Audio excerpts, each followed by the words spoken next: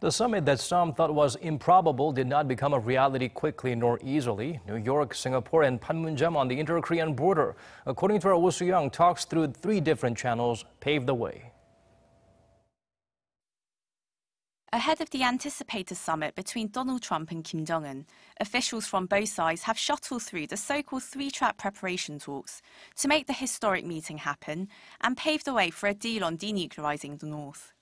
Despite uncertainty over whether the two leaders would meet as planned on June 12th, after the US leader abruptly called the summit off, the pre-summit talks began at the inter-Korean village of Panmunjom in Singapore and New York. Attending the Panmunjom talks from North Korea's side were Vice Foreign Minister Son-hui and Choe Kang-il, who oversees North American affairs. The US delegates included Ambassador to the Philippines Sung Kim and Specialists on Korea and Asia Affairs Alison Hooker and Randall Shriver. They would have reached, to a certain extent, a broad agreement and time frame on the complete, verifiable, irreversible denuclearization that the U.S. pushed for. The North has requested a gradual, step-by-step process with compensation including a security guarantee. Such a procedure would be needed for inspection and removal of the nuclear weapons, so the U.S. may have agreed implicitly. Meanwhile, the heads of protocol from both sides held talks in Singapore over the technical details of the summit, including security, protocol, and the specific meeting venue.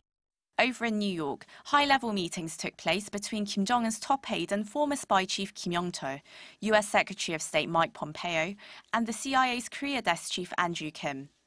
After the North Korean official's subsequent meeting with President Trump, the summit was declared back on again.